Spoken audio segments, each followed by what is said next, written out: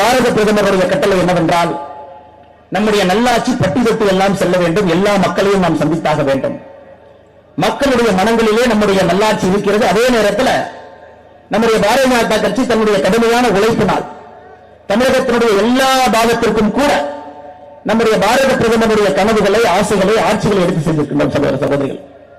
அதற்கு கடந்த 6 மாத காலமாக நம்முடைய யாத்திரை என் மண் என் மக்கள் ஜூலை 28ஆம் தேதி ராமேஸ்வரத்தில் துவங்கி இன்னைக்கு 20வது தொகுதியாக ஹார்பர் தொகுதி என்று கொண்டிருக்கின்றோம். இந்த நீண்ட நெடிய பயணம் பல தலைவர்களுடைய கடுமையான உழைப்பினுடைய சாட்சி.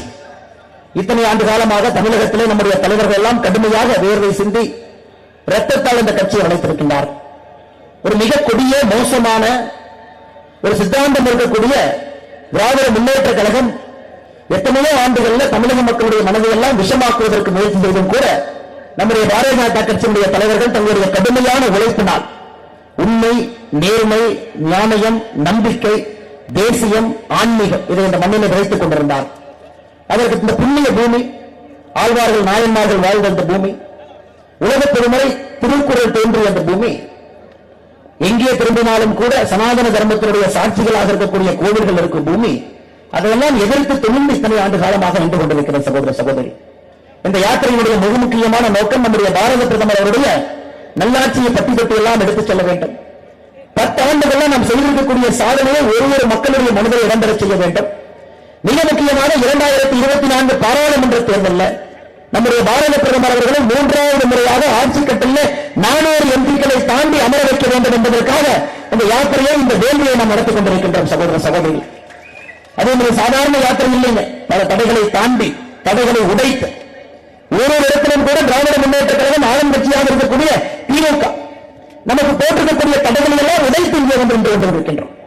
அதற்கு ஒரே ஒரு காரணம், தமிழக மக்களுடைய அன்பு, நம்முடைய பாரத பிரதமர் மீது இருக்கக்கூடிய அளப்பரிய அன்பு. பட்டிகட்டியாக இருக்கலாம், கிராமமாக இருக்கலாம், நகரமாக இருக்கலாம், எந்த நேரமாக இருக்கலாம், லட்சக்கணக்கான நம்முடைய தமிழ் சொந்தங்கள் அந்த யாத்திரை போகின்ற பாதையிலே வந்து தன்னுடைய அன்பையெல்லாம் வெளிப்படுத்தி இருக்கின்றார். அவருடைய சாட்சியாக இங்கே நின்று கொண்டிருக்கின்றோம் சகோதர சகோதரிகள். நம்முடைய வேலை இன்னும் முடியவில்லைங்க. வேலை இப்பதான் ஆரம்பிச்சிருக்குது. 2024 பாராளுமன்ற தேர்தலில் தமிழகத்திலிருந்து பெரும் அளவு பாரதிய ஜனதா கட்சி, தேசிய ஜனநாயக கூட்டணியுடைய பாராளுமன்ற உறுப்பினர்களை இங்கிருந்து நம்முடைய பாரத பிரதமர் அவர்களை 3வது ஆட்சியிலே தொடர்ந்து அவருடைய கருத்தை வலுப்படுத்துவதற்கு அனுப்பி வைக்கும் வரை நமக்கு ஓய்வு கிடையாது சகோதர சகோதரி. நாம் வேலையை சிந்த வேண்டும். இன்னும் நம்முடைய வேலையை அதிகப்படுத்த வேண்டும். இன்னும் நமக்கு 34 தொகுதிகள் இருக்கிறது கணக்கிற்கு. அதை தாண்டி இன்னும் நம்முடைய எலெக்ஷன் தேர்தல் வேலை பணி நமக்கு இருக்கு. 60 நாட்கள் நமக்காக, நமக்கும் சரித்திரத்திற்கும் இடையிலே 60 நாட்கள் காத்திருக்கிறது சகோதர சகோதரி. கடைசியாக 2024 பாராளுமன்ற தேர்தலில் உறக்கமாக நம்மால் சொல்ல முடியும், தமிழகம் தேசியத்தின் பக்கம், ஆன்மீகத்தின் பக்கம், பாரத பிரதமர் நரேந்திர மோடியின் பக்கம் என்று உறக்கமாக சொல்வதற்கு இன்னும் 60 நாட்கள் நாம் காத்திருக்க வேண்டும் சகோதர சகோதரி. உழைப்பில் எல்லாம் கூட்டியிருக்கின்றீர்கள், அன்பையெல்லாம் வெளிப்படுத்திக் கொண்டிருக்கின்றீர்கள். முக்கியமான ஒரு சரித்திரத்தை கிடைப்பதற்காக தமிழக பாரதிய ஜனதா கட்சியும் தொண்டர்களும் தலைவர்களும் காத்திருக்கின்றோம். இந்த நேரம் தாங்க இன்னும் கடுமையாக, இன்னும் வேகமாக, இன்னும் ஆக்ரோஷமாக, இன்னும் ஆழமாக வேலை செய்ய வேண்டிய நேரம் அடுத்த 60 நாட்கள் சகோதர சகோதரி. பல மனிதர்களுடைய கனவு தமிழகத்திலே தேசியமும் ஆன்மீகமும் மறுபடியும் வளர்ந்து விட்டால், மக்கள் பாரதிய ஜனதா கட்சி, தேசிய ஜனநாயக கூட்டணி, பாரத பிரதமர் நரேந்திர மோடி அவர்களை ஆதரித்து விட்டால் நிச்சயமாக இந்தியா முழுமையடைகிறது, பாரதம் முழுமையடைகிறது. அதை தமிழகத்திலிருந்து நாம் ஆரம்பித்தாக வேண்டும். நிச்சயமாக இந்த யாத்திரையினுடைய வெற்றியை செல்லுகின்ற இடத்திலெல்லாம் பார்க்கும்போது அது நடக்கும் என்கின்ற நம்பிக்கை எனக்கு இருக்கிறது சகோதர சகோதரிகள். எல்லா யாத்திரையிலும் கூட இந்த ஊரை பத்தி பேசுறோம் ஐயா. இன்னைக்கு சென்னையில் இருக்கும், சென்னையினுடைய மத்திய பாராளுமன்ற தொகுதியில் இருக்கும். நம்முடைய தேசிய தலைவர் நிறைய பேசுவதற்காக வந்திருக்கின்றார்கள். ஒரு உரையை நம்ம கேட்கணும். இருந்தும் கூட இந்த யாத்திரையினுடைய நோக்கமாக ஒரு தொகுதி, ஒரு பாராளுமன்ற தொகுதியில சில முக்கியமான பிரச்சனைகளை மக்கள் முன்னால் நாம் வைக்கின்றோம்.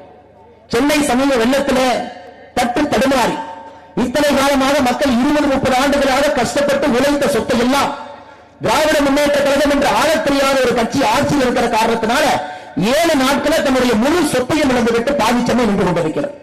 வெறும் பொய்களை மட்டும் பேசி ஆட்சியிலே திறந்து அமர்ந்து கொண்டிருக்கின்றார். 4000 கோடி, 5000 கோடி, 8000 கோடி செலவு செய்திருக்கின்றோம்.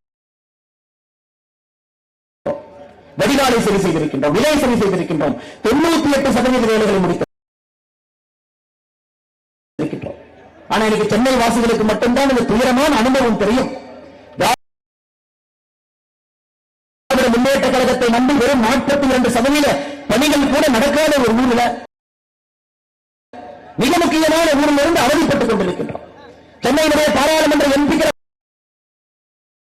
பாருங்க, டெல்லியினுடைய எம்பியை பாருங்க, 7 பாரதிய ஜனதா கட்சி, பெங்களூர்ல பாருங்க 3 பாரதிய ஜனதா கட்சி, இந்தியாவில் இருக்கக்கூடிய பெரு நகரங்கள் அனைத்தும் என்று பாரதிய ஜனதா கட்சியின் பக்கம் இருக்கிறது.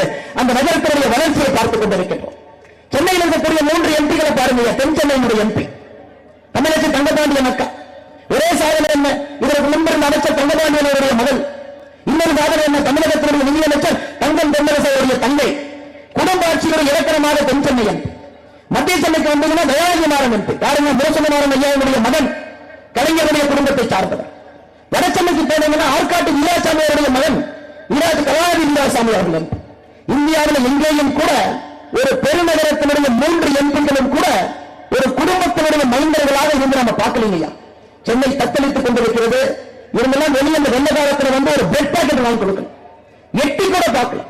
அதுவும் குறிப்பாக இந்த தொகுதியுடைய எம்பி தயாநிதி மாறன் அவர்கள் ஒரு 10 பேருக்கு சாப்பாடு போட்டிருக்க மாட்டாங்க. ஆனா இவர்கள் மக்கள் பிரதிநிதிகளாக இருக்கின்றார்கள். அதனுடைய விளைவை சென்னை அனுபவித்துக் கொண்டிருக்கிற சகோதர சகோதரி.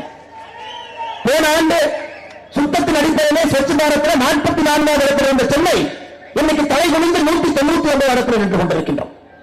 சுத்தமாக இல்லை, குப்பை குளங்கள் இருக்கிறது கிடையாது, தண்ணி சரியாக இல்லை, ரோடு சரியாக இல்லை, இங்க இருக்கக்கூடிய அடிப்படை பிரச்சனைகளுக்கு கூட ஒரு தீர்வு இல்லை. அதனால் சகோதர சகோதரிகளே, இந்தியாவுடைய பெருநகரங்கள் எல்லாம் பாரதிய ஜனதா கட்சியின் பக்கம் வந்தது போல இந்த முறை சென்னையினுடைய 3 பாராளுமன்ற உறுப்பினர்களும் பாரதிய ஜனதா கட்சி தேசிய ஜனநாயக கூட்டணியுடைய உறுப்பினர்களை கொண்டு வர வேண்டியது நம்முடைய கடமை, நம்முடைய கட்டாயம். நிச்சயமாக சென்னை அடிப்படையிலிருந்து மாற்ற வேண்டிய காலம் கிடையாது. எத்தனை நாளைக்கு சென்னையில் இருக்கக்கூடிய மக்கள் ஒரு ஆண்டும் மழை வரும்போது வெள்ளம் போவது பயம் இருப்போம். அதையெல்லாம் மாற்ற வேண்டும் என்று நினைக்கின்றோம். ஆனால் தமிழக அரசு சென்னைக்குள்ள யாத்திரை விடுவதற்கு தயாராக இல்லை. பல தடைகளை உடைத்து இன்னைக்கு இங்கே ஹார்பர் தொகுதியில் இந்த பொதுக்கூட்டம் நடந்து கொண்டிருக்கிறது. 200வது மக்கள் எங்கிருந்தாலும் கூட அவர்களுக்கு தெரியும், பாரதிய ஜனதா கட்சி உங்களுக்காக உழைத்துக் கொண்டிருக்கிறது. ஒரு புதிய சென்னை கட்டமைத்துக் கொண்டிருக்கிறது. பாரத பிரதமர் நரேந்திர மோடியுடைய கனவின்படி ஒரு உலகத்தரம் வாய்ந்த சென்னையை பாரதிய ஜனதா கட்சி உருவாக்கி காட்டும் என்பது உங்களுக்கு தெரியும் சகோதர சகோதரி. நம்முடைய அகில இந்திய தலைவர் பேசுவதற்கு தயாராக இருக்கிறார். பாராளுமன்றத்தில் சமீபத்தில் தயாநிதி மாறன் அவர்கள் நம்முடைய நிதியமைச்சர் நிர்மலா சீதாராமன் அவர்கள் பார்த்து ஒரு கேள்வி கேட்டான். நீங்க பார்த்திருப்பீங்க 2 நாட்களுக்கு முன்பு என்ன பேசினார். ஐயா நிர்மலா சீதாராமன் அவர்களை பார்த்து உங்க தோப்பனார் பணம் என்று சொன்னார். நீங்க கவனிச்சீங்களா? உங்க தோப்பனார் பணம் என்று சொன்னார். நிர்மலா சீதாராமன் அவர்கள் கண்ணியமிக்க ஒரு அற்புதமான ஒரு மனிதர். அவங்க திரும்ப பேச போறது கிடையாது. ஆனால் நிர்மலா சீதாராமன் அவர்கள் பாராளுமன்றத்தில் வச்சு உங்க தோப்பனார் பணமான இந்த தொகுதியுடைய தயாநிதி மாறன் கேட்டிருக்கும் பொழுது அவர்களுக்கு பாரதிய ஜனதா கட்சியின் சார்பாக நான் பதில் சொல்லவில்லை என்றால் ஒரு பெரும் தவறு செய்கின்றனர். இன்னைக்கு அண்ணன் தயாநிதி மாறன் அவரை பார்த்து கேட்கிறேன், அண்ணா இன்னைக்கு நீங்க அரசியல் இருக்க ஒரே ஒரு காரணம் சன்னா முரசொலி மாறன் என்கின்ற ஒரே ஒரு ஐடென்டிட்டி மட்டும்தான். அதை தவிர வேறு எதுவும் உங்களுக்கு அரசியல் இலக்கணம் கிடையாது. 2011 அமைச்சரவையிலிருந்து நீங்க வெளியே வந்த பொழுது சொந்த காரணத்திற்காக வெளியே வரேன்னு சொன்னீங்க. ஆனா தமிழகத்தில் இருக்கக்கூடிய எல்லா மக்களுக்கும் தெரியும், நீங்கள் ஊழல் செய்து 2011 கேபினட்டிலிருந்து திருத்தப்பட்டவர்கள் என்பது இந்த தொகுதி மக்களுக்கும் தெரியும், பகுதி மக்களுக்கும் தெரியும். இன்னைக்கு நான் உங்களை பார்த்து கேட்கிறேன், உங்க தோப்பனார் சொன்னாரா பதவியிலிருந்து ரிசைன் பண்ணிட்டு வெளியே வாங்க அப்படின்னு? நீங்கள் அமைச்சராக இருந்த பொழுது பிஎஸ்என்எல் டெலிபோன் லைன் கனெக்ஷனை உங்களுடைய சன் டிவிகளுடைய வளர்ச்சிக்காக பயன்படுத்தவில்லை. உங்க தோப்பனார் சொன்னாரா பிஎஸ்என்எல் லைன் கனெக்ஷன் எடுத்து சன் டிவி கொடுங்க அப்படின்னு? சீஃப் செக்ரட்டரி தலைமைச் செயலரை பார்த்துவிட்டு நாங்கள் என்ன தாழ்த்தப்பட்டவர்களாம் சொன்னீங்க. உங்க தோப்பனார் சொன்னாரா தாழ்த்தப்பட்டவர்களா என்கின்ற வார்த்தையை பயன்படுத்தும் தோப்பனார் சொன்னார்கள். எங்களுக்கும் அதே மொழியிலே பதில் பேச தெரியும். ஆனால் சேவை இல்லாம ஒரே ஒரு குடும்பத்தில் பிறந்த ஒரு சர்டிபிகேட்டை மட்டும் வச்சுக்கிட்டு சென்னை நகரனுடைய எம்பிக்களாக இருந்து இந்த சென்னை நகரை பாழ்படுத்திக் கொண்டிருக்கின்றார்கள் சகோதர சகோதரி. அதாவது உங்களிடம் ஒரே வர வேண்டும். இந்த கடுமையான உழைப்பு நம்முடைய தலைவர், இந்த யாத்திரையுடைய சங்கல்பம், குறிப்பாக நம்முடைய சென்னை மாநகரில் 3 எம்பிக்களும் கூட நரேந்திர மோடி அவருடைய கனவை ஆதரிக்கக்கூடிய எம்பிக்கள் நமக்கு வர வேண்டும். அதன் மூலமாக புதிய ஒரு சென்னையை நாம் கட்டியமைக்க வேண்டிய கட்டாயம் நமக்கு இருக்கிறது சகோதர சகோதரர்களே. இந்த அற்புதமான 200வது தொகுதிக்கு வந்திருக்கக்கூடிய எல்லா நண்பர்களுக்கும் இந்த நேரத்தில் என்னுடைய நன்றி கலந்த வாழ்த்துக்கள் வணக்கங்களை தெரிவித்து, தொடர்ந்து 34 தொகுதிகள் இருக்கிறது. சரித்திரத்தை நோக்கி சென்று கொண்டிருக்கின்றோம். 234வது தொகுதியிலே சரித்திரம் நிச்சயமாக தமிழகத்திலே நடக்கும். நான் எதிர்பார்க்கக்கூடிய அரசியல் மாற்றம் நிச்சயமாக நடக்கும் என்கின்ற நம்பிக்கை நீங்கள் எல்லாம் அளித்திருக்கின்றனர். மறுபடியும் ஒரு முறை நம்முடைய தேசிய தலைவர் திரு நட்டா அவர்களை அவருடைய கடினமான சூழ்நிலையை பாராளுமன்றம் அனைத்து விதத்திலும் கூட தேவைப்படுகின்றார். இருந்தும் சொன்னபடி 200வது தொகுதிக்கு வருகின்றேன் என்று சொல்லி நமக்காக தன்னுடைய நேரத்தை ஒதுக்கிவிட்டு டெல்லியிலிருந்து இந்த நிகழ்வுக்காக வந்திருக்கின்றார்கள். நம்முடைய தமிழக பாரதிய ஜனதா கட்சி சார்பாக நம்முடைய தேசிய தலைவர் திரு நட்டா அவர்களுக்கு மறுபடியும் உங்களை நன்றி கலந்த வாழ்த்துக்களை